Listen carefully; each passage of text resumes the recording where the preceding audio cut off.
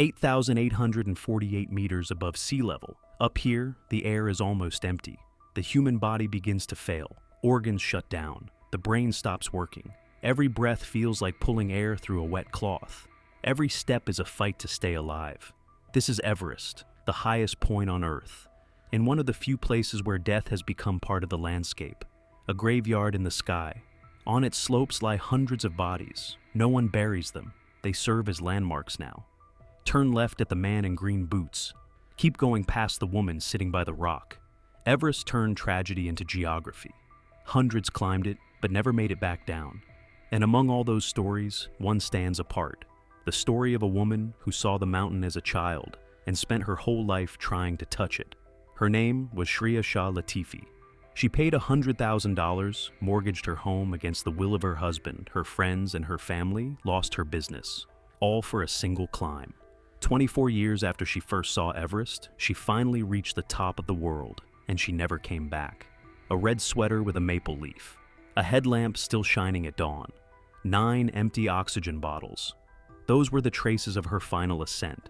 To understand how a dream turned into a death sentence, we need to go back to the beginning. It all started after that flight. As a child, Shriya flew around Everest with her parents in a helicopter. She couldn't believe a mountain could be that massive. Even from thousands of meters in the air, it still towered above everything else. Higher, greater, stronger than anything she had ever seen. The entire flight, Shriya stared at the peak, the way kids stare at their favorite cartoons or superhero movies. Wide-eyed, completely mesmerized. For her, it wasn't just a mountain, it was a miracle. At 9 years old, she made herself a promise. One day, I'll come back, and she never forgot it. We rarely remember dates or numbers, but we never forget the moments that change something inside us. That flight around Everest was one of those moments. A year passes after that flight. Shriya is 10 when her father suddenly dies. The family moves to Mumbai, a new city, strange streets, and everything familiar left behind. She tries to adapt, but life seems determined to test her again and again. Her teenage years arrive, the time when most kids think about school, friends, first love. But for Shriya, it's different. Her older brother dies in a car accident, just like that. In a single moment, the person who was her protector, her anchor, is gone. And then her mother passes away too. Imagine that, in just a few years, she loses everyone. Her father, her brother, her mother. Childhood collapses like a house of cards. All that remains are memories, and that one dream. The mountain she once saw through the helicopter window. Most people would have broken down, given up. But not Shriya. She returns to Kathmandu, enrolls in university, tries to rebuild herself piece by piece. But something inside her has changed. The losses have burned a hollow space within her, and that emptiness demands to be filled. The dream of the mountain becomes her anchor, the only thread connecting her to the past, to a time when her family was whole, when everything felt possible, when a 9-year-old girl pressed her face against the helicopter glass and believed the world was full of miracles. Shriya isn't a climber, not even an athlete, but the mountain is already living inside her, quietly, invisibly, like a seed waiting to grow. At 21, she takes a job as an accountant on a cruise ship. An unexpected choice, to drop out of college, leave everything behind, and set off to sea. Her friends don't understand. Why would a girl from a good family work on a ship? But Shriya has already learned not to justify herself. She just acts. The ship becomes her new home. Cabins, decks, endless ocean. Passengers come and go, ports blur into one another. And she keeps the books, stares at the horizon, and keeps moving forward. And then one day, a pianist comes aboard. Bruce Clark, a Canadian from Ontario, a talented musician, a completely different world, different culture, different faith. They start talking, then seeing each other. The age gap, the cultural differences, none of it matters. Shriya falls in love, truly. For the first time since all those losses, she feels something other than emptiness. But there's a problem. Tradition?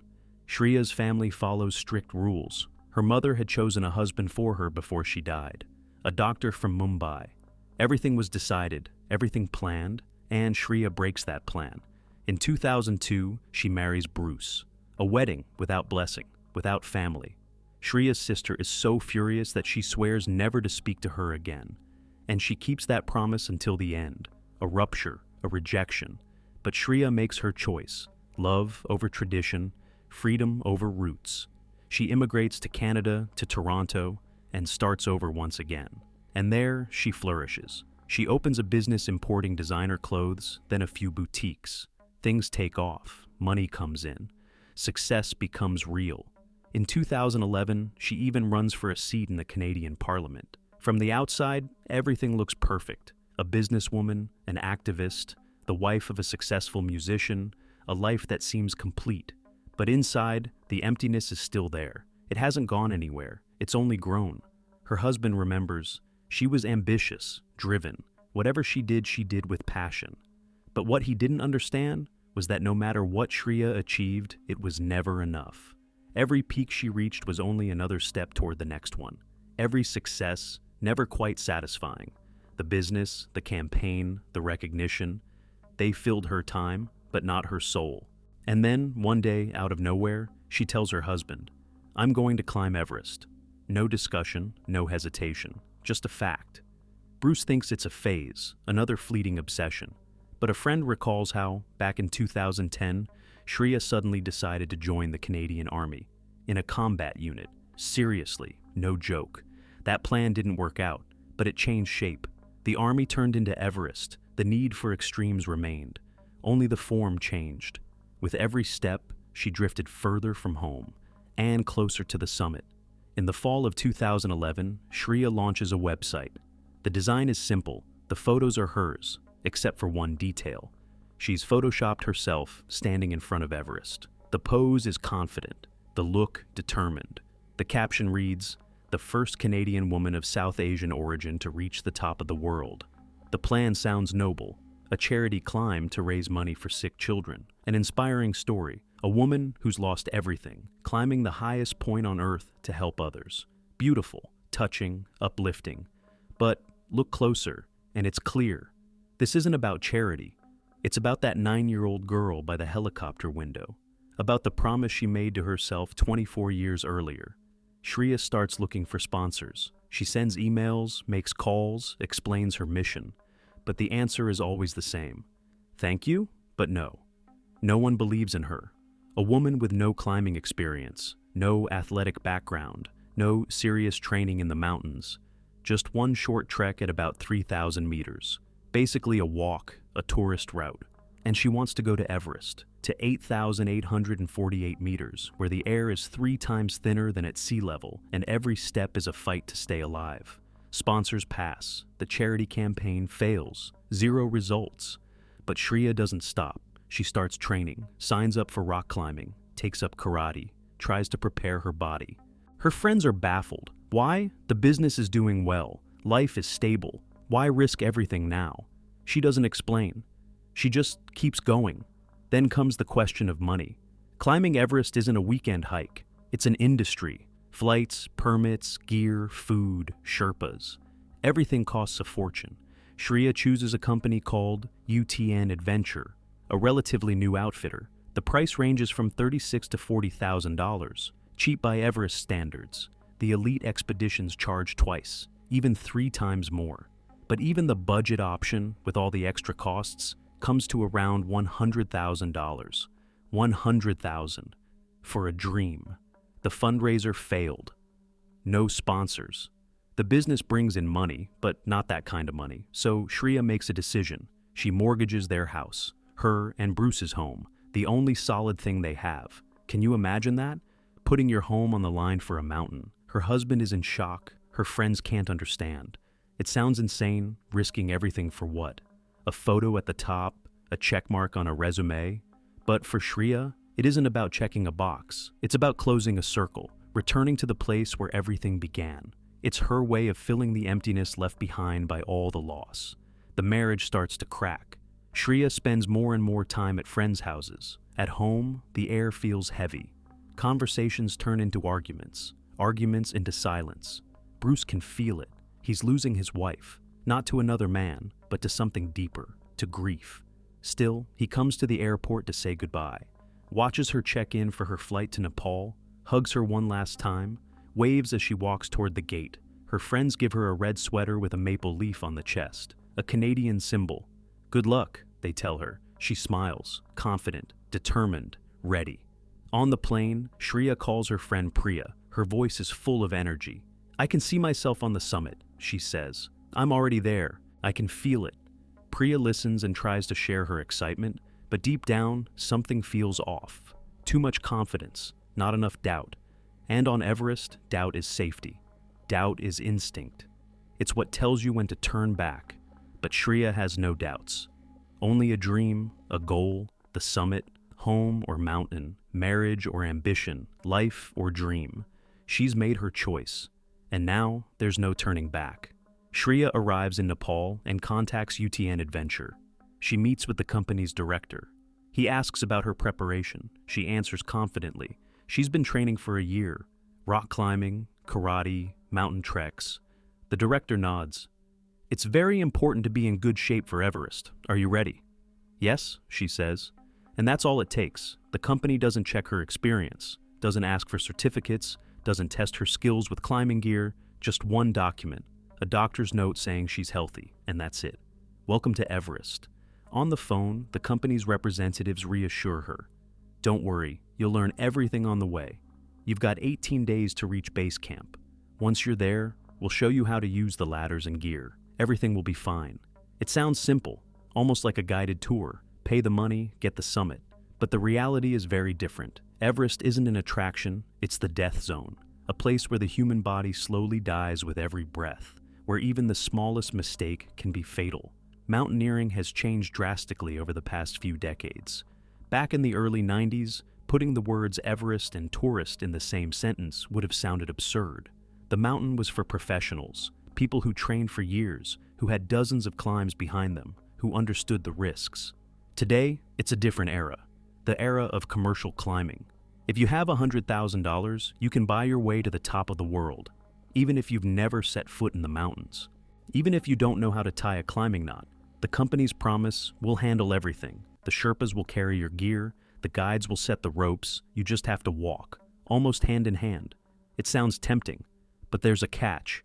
Since the first expeditions began, over 1,000 people have died on Everest. Around 200 bodies still remain on the mountain. They can't be brought down. It's too high, too dangerous, too expensive. And in recent years, the percentage of climbers who never return has only grown. Most of them are commercial climbers, people who bought the dream but didn't understand the price. Shriya signs the contract. It states that the client must follow the instructions of Sherpas and guides. Sounds reasonable. But at 8,000 meters, when the air is thin, the mind is foggy, and every cell in your body is screaming. Who really listens? On April 12, 2012, Shriya reaches base camp. 5,300 meters above sea level, glaciers all around, a sea of tents from different expeditions, hundreds of people, all waiting for one thing, the weather window. Everest doesn't forgive mistakes. Winds at the summit can reach 300 kilometers per hour. Temperatures drop to -40. Snowstorms appear out of nowhere. And so, the climbers wait, sometimes for weeks, for that one moment when the weather finally becomes safe enough to try. The window is short, just a few days, sometimes even less. A brief pause when the winds calm down and the mountain allows an attempt.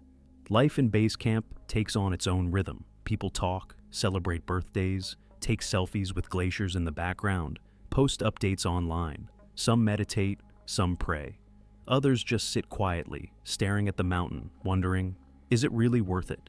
Shriya joins a few training sessions. The company shows her how to use ropes, how to handle an ice axe, how to wear an oxygen mask, just the basics. But time is short. Most of the day, people just sit and wait.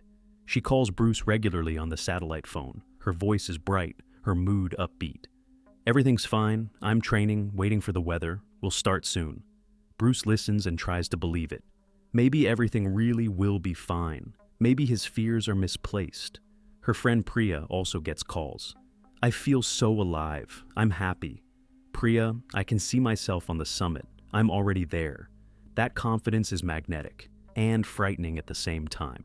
Because on Everest, confidence can be a trap. This season, the weather window doesn't come for a long time. Too long. Days pass, then weeks. Climbers grow restless. They've invested money, time, and energy. Some risk disappointing sponsors if they fail. Others know they won't get another chance. It's now or never. The tension builds. The mountain seems to be testing them. Their patience, their resolve, their willingness to wait. And finally, the forecast changes. Meteorologists announce that on May 18th, a short weather window will open. Just enough time to climb. The news spreads through the camp instantly. Hundreds of climbers start preparing. They check their gear, pack their bags, charge their batteries, set up their oxygen systems. Shriya prepares too. She puts on her red sweater with the maple leaf, checks her headlamp, packs her spare gloves. She's ready. May 18th, 2012. Evening. Camp 4, 7,900 meters above sea level. From here begins the final push. More than 500 people are preparing to climb. 500. Imagine that scale. This isn't an expedition, it's a migration. Everyone has been waiting for this moment for weeks, some for months. Weather windows on Everest are rare. Miss it, and you lose everything. The money, the time, the chance. So, everyone goes at once, all together, a crowd. Shriya puts on her oxygen mask, checks the straps, switches on her headlamp. In front of her, darkness. The temperature is -30. The wind cuts her face like a blade. She joins the line of climbers, but not near the front, near the back, among the last. It's a critical mistake, though she doesn't know it. On Everest, there's an unwritten rule. Those who start first have the best odds.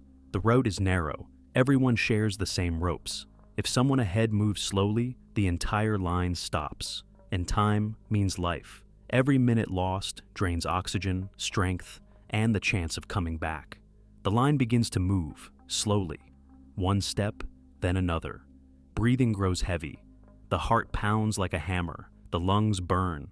Ahead lies the glacier, steep, slick, treacherous. Climbers cling to the ropes, crawling upward. Some move faster, others struggle. Those in the back have no choice but to wait. Shriya keeps climbing, one foot, then the other. Her ice axe bites into the frozen slope. Her crampons scrape. Her breath grows ragged. The mask fogs.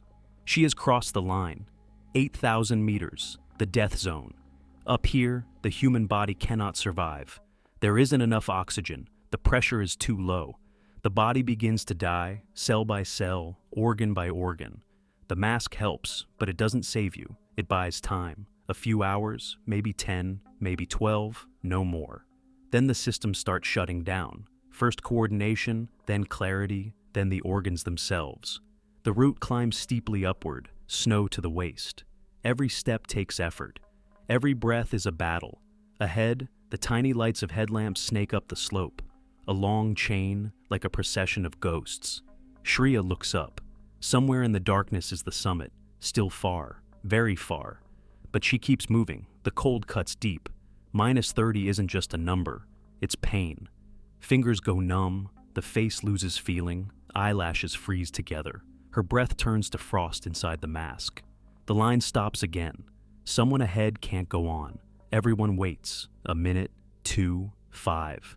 Precious time slips away. Oxygen bottles run low. Finally, the line starts moving again. Shriya pushes upward. Her muscles burn. Her head spins. But she doesn't stop. Because stopping means giving up. And she didn't come here to give up. Up ahead appears the balcony. A small ledge at 8,400 meters. A brief place to rest. And a place to decide. Many turn back here. They check their watches, the weather, their strength, and realize what lies ahead is too risky. Too far. Not worth it. Professional climbers know one rule. The summit is only halfway. The real goal is to come back alive. A photo at the top isn't worth a life. But commercial climbers think differently. They've paid. They've dreamed of this moment. They've come too far. Turning back now feels impossible. Shriya reaches the balcony. She stops, breathing hard. Her guide approaches, looks into her eyes, sees exhaustion, sees that she's among the last, sees that time is running out. "You need to go back," he says. "It's too late. The weather's turning. You won't have the strength." Shriya looks at him, then at the mountain. The summit is somewhere up there, so close. "No," she says. "I didn't come here to quit. I'm going on." She pushes him away, literally with her hand. The guide tries to argue, but at 8,000 meters, arguments don't matter. He can't force her down. The contract says clients must obey their guides. But who obeys when oxygen runs out, when the brain is fogged, when a lifelong dream is just one step away? Shriya keeps going. She's not alone. Beside her climbs a young Nepali woman and a Swiss man. They're also ignoring the warnings. They're also pushing on. The guide watches them disappear into the slope. There's nothing he can do. He radios back. They're not listening. They're continuing upward. Meanwhile, another team begins their descent. Ganesh Thakuri and his group. They had tried to climb without oxygen. It didn't work. They turned back. Chose life over glory. As they descend, they see the long line of climbers still going up. Hundreds of them, clipped to the same rope, like beads on a string. Like a procession towards sacrifice. Thakuri realizes what's coming. A disaster. Too many people. Too late. The weather's breaking. Some of them won't return. But there's nothing he can do, except keep descending, save himself. The route continues along the ridge, snow up to the waist. Shriya climbs on, swinging her ice axe, pulling herself higher. Every meter harder than the last. Ahead lies the south summit, a frozen dome at 8,750 meters. Almost there, almost the goal. From there, the path dips briefly, a narrow saddle, then the final climb. A sharp, exposed ridge. On one side, a 3-kilometer drop. On the other, the same. One wrong step, and it's over. But Shriya isn't thinking about that. She's thinking about the summit, about the moment where everything ends, where the dream finally becomes real. Higher up, there's no air. The lungs work at their limit. The heart pounds so fast it feels like it might burst out of the chest. Higher up, there's no compassion. Everyone is on their own. If you fall, no one will help, because helping means risking your own life. And on Everest, you only get one. Higher up, there's no return. Because when you climb that high, for that long, you burn through everything. The descent becomes more dangerous than the climb itself. But Shriya doesn't know that yet. She just keeps walking, step by step, toward her dream and her fate. 2:30 in the afternoon, Nepal time, May 19th, 2012. Shriya stands on the summit of Everest, 8,848 meters above sea level, the highest point on the planet, the place where the sky meets the earth. She's done it. 24 years of dreaming, years of loss, a mortgaged house, a broken marriage, $100,000, 18 hours of climbing. All of it led to this moment. Her guides, Tem Sherpa and Dawa Dandy, pull out the radio and contact base camp. Client on the summit, everything's fine. We're starting the descent. Shriya smiles, pulls out her phone, takes a photo. A Canadian flag in her hands, the red sweater with the maple leaf, the headlamp still on her forehead. A moment of triumph.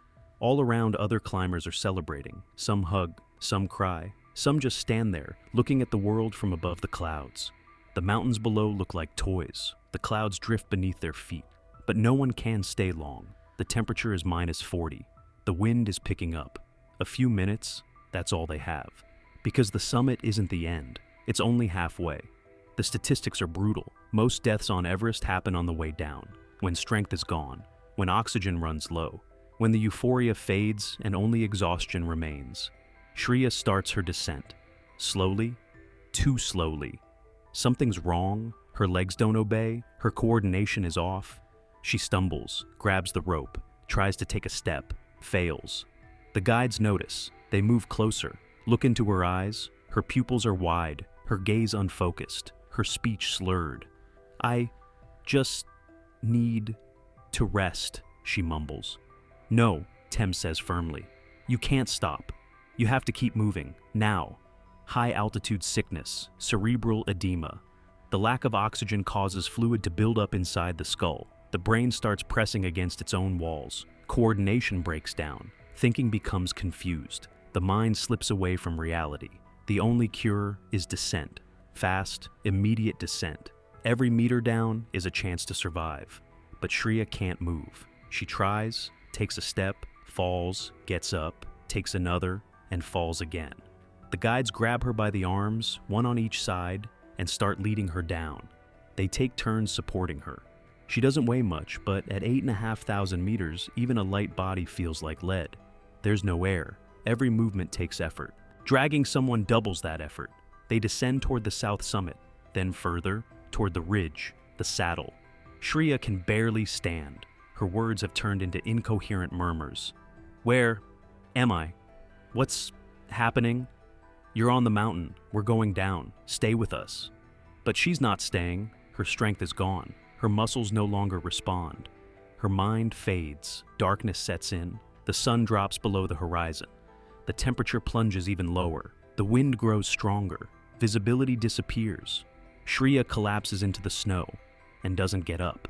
The guides try to lift her. They pull her by the arms, by her jacket. No response. Her body has gone limp. Eyes closed. Get up! You have to move! We can't leave you here! But she doesn't hear. Or maybe she does, but no longer understands. Tem and Dawa exchange a look, both exhausted.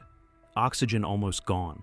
The cold cutting through their bones, fingers starting to freeze. They try dragging her through the snow, grabbing her legs, pulling her downward. A few meters, 10, 20, but it's impossible. Too heavy, too far, too dangerous. They stop, gasp for air, stare at each other. They both know, if they keep going, all three will die. On Everest, there's an unwritten rule. If a climber can't walk, they can't be saved, because saving one means losing several others. The Sherpas are strong, experienced, but still human. They want to live. They have families, children, parents. We need to call for help, Tem says. They pull out the radio, contact base camp. Client can't move. We're just below the south summit. Need assistance, urgently. Base camp replies, hold on, we're trying to organize a rescue team. But a rescue team isn't a rescue helicopter. At 8,500 meters, helicopters can't fly. The air is too thin. The only way up is on foot. Hours of climbing, in the dark, in the freezing wind. Tem and Dawa try to keep Shriya warm. They cover her with a jacket, replace her oxygen bottle, the 9th one. Imagine that, 9 tanks. Normally, 3 or 4 are enough. Night falls over the mountain. The temperature drops to -50. The wind howls like a living creature. Snow lashes their faces. Shriya lies motionless in the snow, her breathing shallow, her pulse faint. She spends 24 hours in the death zone. The human body isn't built for that. Every minute up here destroys something inside. Cells die. Organs begin to fail. The guides sit beside her, fighting sleep. Because on Everest, falling asleep means dying. If you close your eyes, you might never wake up again. They look at the woman in the red sweater, at the maple leaf on her chest, at the headlamp that's still glowing faintly, and they understand. She won't survive. The summit had been her goal, her lifelong dream, the point she had been moving toward for 24 years. But the summit became the point of no return. Because climbing up is one thing, coming down is another, and sometimes the price of reaching the top is far too high. They stand up, slowly, painfully. Every movement hurts, their legs barely bend, muscles frozen stiff, but they have to go. They have to descend while they still can. One last look at the woman in the red sweater, the maple leaf on her chest, the headlamp still shining, a dim light in the darkness. Then they turn and begin the long way down, step by step, away from the death zone, toward life. Shriya remains alone, at 8,500 meters, in the dark, in the cold, in the wind that howls like a funeral song. Her dream has come true. She reached the summit. She stood on the highest point on Earth. She took the photo with the flag, but the price was one no one should ever have to pay. Dawn, May 20th. The sun slowly rises over the horizon. The first rays touch the summit of Everest. Golden light slides across the snow. Beautiful, painfully beautiful. Down below, in Camp 4, climbers step out of their tents. Some are returning from their summit pushes. Some are preparing to go up. Some just stand there, looking at the mountain, thinking of those who didn't come back. Then, over the radio, the messages start coming in. Fragments of sentences, uneasy voices. We see a body on the glacier. Another one in the couloir. Someone near the balcony, not moving. Rescue teams head upward, slowly, carefully. Every step is a risk, but they have to check. They have to know who made it and who didn't. Professor John Kodrowski, a geographer, is descending from the upper camps. He'd turned back the day before, deciding to wait until the traffic cleared. A wise decision. On the glacier, he spots 8 Sherpas dragging something through the snow, a body wrapped in fabric being hauled down the slope. Someone managed to be brought lower, a rare success on Everest. Higher up, just below the balcony, Kudrowski encounters a Chinese climber. Hanyu, the man is sitting in the snow, missing one glove. His exposed hand is black, frozen solid, stiff as stone. "Help," he whispers. Kudrowski picks up the glove lying nearby and tries to slide it back on, but the hand won't bend. The fingers are locked, twisted by frostbite. Hanyu swings his arm in frustration. The glove flies away, carried off by the wind. Kudrowski stands beside him for a minute, maybe 2. Then he realizes there's nothing he can do. Staying would mean dying too. He hesitates, then moves on, continuing his descent. Heavy-hearted, guilty, but with no other choice. A little farther down, more bodies, frozen solid, motionless, still clipped to the ropes. Kudrowski steps over them, literally, because there's no other way. There's only one rope, and the route is too narrow. He quickens his pace, desperate to get lower, to get out before he becomes one of them. Near Camp 4, he meets a colleague, David O'Brien, a British climber. O'Brien is helping a Polish mountaineer who has collapsed in the snow. The tents are less than half an hour away, but the man can't move. Eventually, Sherpas arrive. They grab the fallen climber and start pulling him downhill. Kudrowski stumbles into camp, collapses inside his tent, closes his eyes, and tries not to think about what he's seen. Higher up, in the rocky gullies, another group makes a discovery. A woman, a red sweater with a maple leaf, a small Canadian flag. A headlamp still glowing faintly, its battery nearly dead, but still shining, like a beacon, like one last message from someone who dreamed of the summit. The rescuers approach, check for a pulse, nothing, no breath. The skin is cold and hard. They take a photo for identification, then gently cover her body with the Canadian flag. One of them had brought it for that purpose. Then they leave, because bringing her down is impossible. Too high, too heavy, too dangerous. Shriya remains on the mountain, like many before her, and many after. May 20th, the day after. Base camp is chaos. Radios crackle nonstop. Names, coordinates, questions with no answers. Has anyone seen our client? Where's the team from Camp 4?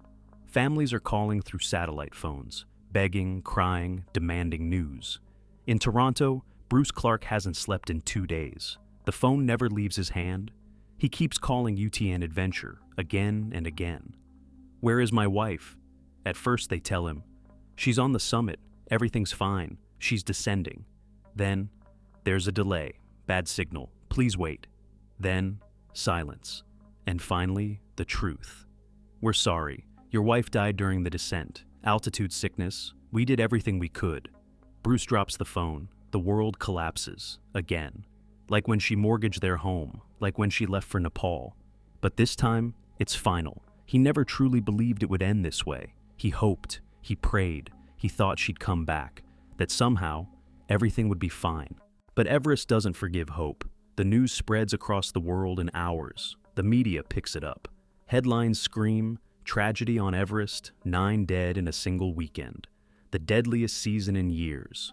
Queues to the summit become a death trap. Then come the names, lists of the lost. Shriya Shah-Klorfine, Canada, 33 years old. Hanyu, China. Sun Wanbin, South Korea. A German doctor, a Spanish doctor, another German climber. All of them paid tens of thousands of dollars, all trained, all signed contracts, all dreamed of the summit, and all of them reached it. That's the cruel irony. They achieved exactly what they came for. They stood on the highest point on Earth. They took their photos. They raised their flags. But they never made it back. Because the summit isn't the end. It's only halfway. A few days pass, the weather clears, the wind dies down. Rescue teams climb higher, checking bodies, trying to identify them. Shriya's family makes a decision. They want to bring her home. That almost never happens. Most bodies stay on the mountain forever. Bringing them down is nearly impossible. Too dangerous, too heavy, too expensive. But her family is willing to pay. $50,000 for a recovery mission. A team of experienced Sherpas ascends the rocky gullies, finds the woman in the red sweater. The headlamp is no longer shining. Its battery has died. They wrap the body, tie it to ropes, and begin the slow descent. Meter by meter, hour by hour. It's brutal work, every step a risk, but they manage it. Because the money is there, because the family asked, because it's their job. They lower the body to a height where a helicopter can reach, around 6,000 meters. And from there, it's flown to Kathmandu, then to Mumbai. Bruce meets the coffin in Toronto, closed. He doesn't see her face. He doesn't see the marks of frostbite or the toll of altitude. He only sees the red sweater with the maple leaf, the same one her friends gave her before she left. The funeral is quiet, a small circle, her husband, a few close friends. Priya cries uncontrollably. She remembers the last call. I can see myself on the summit. I'm already there. And she was. She reached it, and she stayed. The mountaineering world erupts in debate. Forums, articles, conferences. Everyone is talking about the same thing. What's happening to Everest? Professionals are furious. This isn't mountaineering anymore. It's tourism. Commercial companies have turned a sacred mountain into an amusement park. They point to the numbers. 500 people on a single night. 500 climbers on one route, clipped to the same rope. It's madness. Everest used to be for professionals, they say. For people who trained for years, who had climbed dozens of peaks. Now, anyone can buy a ticket. All you need is a doctor's note, and money. The problem, says Climber Ganesh Thakuri, is that at 8,000 meters, contracts don't matter. Everyone signs that they'll obey their guides, but when the oxygen runs out, when your mind starts to fade, and the summit is right there, who really listens? He remembers that moment on the balcony, begging Shriya to turn back, telling her it was too late, that the weather was changing, that she didn't have the strength. She pushed me away, he says. Literally, she said, I didn't come here to give up. What was I supposed to do? Drag her down by force? I couldn't. No one could. If a climber refuses to listen, we're helpless. The arguments go on for months, then years. But nothing changes. No new rules, no fewer permits. Because Everest is still a dream. And as long as there are people willing to pay for that dream, there will be companies ready to sell it, and the mountain will keep collecting its price, again and again. Now, let's rewind the story a little. Remember how the main character mortgaged their house for the climb? A dream only she believed in? What happened to her husband after that? Toronto, Canada, a quiet suburb, identical houses, trimmed lawns, rows of maple trees. Autumn paints the leaves red and gold, but one house looks different. The curtains are drawn, the grass is overgrown, the mailbox overflowing. Inside, silence. Heavy, suffocating silence. The kind that makes you want to turn on the radio or the TV. Anything to break it. Bruce Clark sits by the window, staring at the street, at passing cars, at neighbors walking their dogs, heading to work. Their lives move on, his has stopped. On his knees lies a photo album, old pictures, the cruise ship. He's at the piano. She's beside him, smiling, young, happy, in love. Their wedding. Small, no one from her family there. Just friends. But the smiles were real, pure happiness. Toronto again, the opening of her first boutique. Shriya in a business suit, confident, ambitious, eyes shining with purpose. The last photo, the airport. She's wearing the red sweater with the maple leaf, waving, smiling. He's taking the picture, not knowing it's the last time he'll see her. Bruce closes the album and sets it on the table. Next to it, a letter from the bank. Notice of foreclosure. The deadline's passed, the loan unpaid. The house is no longer theirs. $100,000 gone to the mountain, and now the house is gone too. He stands up slowly, walks through the empty rooms. Most of their things are already packed. Boxes line the walls. In the living room stands a piano, black, polished, his instrument, his life. Music was how he made a living. In restaurants, at events, on cruise ships. People listened, they applauded. Now he doesn't play. He can't. Every time he sits at the piano, he sees her, listening, smiling, saying, "You're a magician. Your music heals." But his music couldn't heal her obsession, couldn't stop her, couldn't bring her back. Bruce sits down next to the piano, not at it, just beside it. He stares at the keys, black and white, silent. His friends told him, "You should have stopped her. You're her husband. You had the right to say no." He tried, he argued, he begged. He explained that it was madness, mortgaging their home, risking everything for a mountain that could kill her. But how do you stop someone who lives for a dream? Someone who sees meaning only in that dream? Someone who's lost everyone, her father, her brother, her mother, and found her only sense of purpose in the idea of the summit. I couldn't stop her, he says out loud, to himself, to the empty rooms. Because it wasn't just a dream, it was her, all of her. Without it, she wouldn't have been herself. He loved her that way, ambitious, determined, passionate, the kind of person who gave 100% to everything she did. The business, the campaign, the karate, Everest. But that same passion consumed everything. Their marriage, their home, her life. Bruce walks to the window, looks outside, tries to imagine what their life could have been. If she hadn't gone, if she'd stayed, if they'd built a quiet life together in this house. The boutiques would still be open. The money would keep coming. Maybe they'd have traveled, maybe had children, maybe grown old together. But that's just imagination. An alternate reality. One that doesn't exist. In the real one, she climbed Everest. She reached the top. She made her dream come true, and she paid for it with her life. And he's still here, counting debts, packing boxes, watching strangers inspect the house that used to be theirs. The phone rings. Bruce doesn't answer. He knows who it is. The realtor, the bank, maybe a friend asking, "How are you holding up?" How is he holding up? He isn't. He's existing.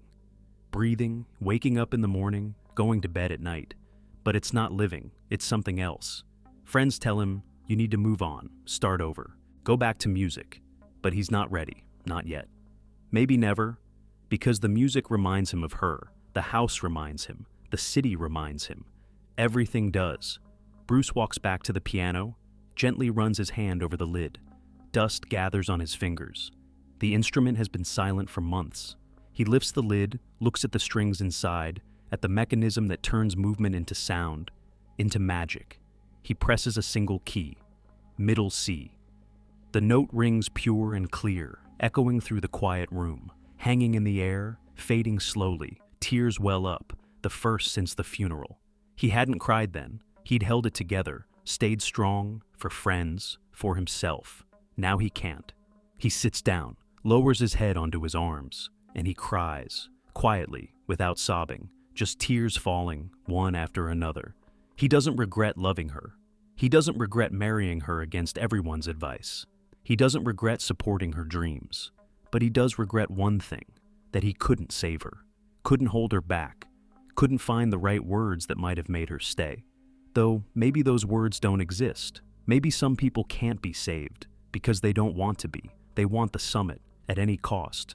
Bruce wipes his eyes, stands up, and closes the piano lid, takes one last look at the instrument. Tomorrow, it'll be gone, picked up with the rest of their things. He walks into another room, lies down on the bed, stares at the ceiling, and thinks of her. The woman in the red sweater, the headlamp that was still glowing at dawn, the dream that cost her life. And he understands. She went chasing her dream, and he stayed behind to count what was left. The house where they once laughed now belongs to strangers. But like her, he doesn't regret it. Because he loved a woman for whom life without a summit wasn't really life. Meanwhile, Everest stands as it always has, as it has for thousands of years, as it will for thousands more, unmoving, silent, indifferent. It calls to no one, ever, but it remembers. Every single one, every climber who made it to the top, everyone who didn't come back, everyone who still lies frozen on its slopes. There are more than 1,000 of them, bodies preserved in snow and ice, some visible, some hidden in crevasses, others buried under avalanches. They've become part of the mountain, forever. Tsewang Paljor, an Indian climber, died in 1996. His body lies in a small cave at 8,500 meters, wearing bright green boots. Climbers passing by call the spot Green Boots, a landmark, a marker, a reminder. Few know his name, fewer remember he was a person, with a family, with dreams, with a life before the mountain. Now he's just Green Boots, a waypoint on a trail. Hannelore Schmatz, a German climber, died in 1979. Her body sat on the slope for years, literally sitting upright, her face turned toward the sky, her hair blowing in the wind. Dozens of climbers passed by. Some stopped, looked into her frozen eyes, then kept going. Eventually, the wind took her body from the ridge. No one knows where, into the abyss, into the ice, gone, but her memory remains. David Sharp, a British climber. He died in 2006. His story is one of the cruelest. He had reached the summit and was making his way down when his strength gave out. He sat to rest in the same small cave where Green Boots lies, and he never got up again. That day, 40 climbers passed by. 40. They saw him. Some stopped and asked, "Are you okay?" He mumbled incoherently. He couldn't walk, couldn't even stand. The climbers kept moving, some up toward the summit, others down towards safety. They had no spare oxygen to share, no energy to drag him, no time to stay. David died alone, in the cave, surrounded by dozens of people who walked past him. His death caused outrage, headlines, debates, accusations. "How can you walk past a dying man?" people asked.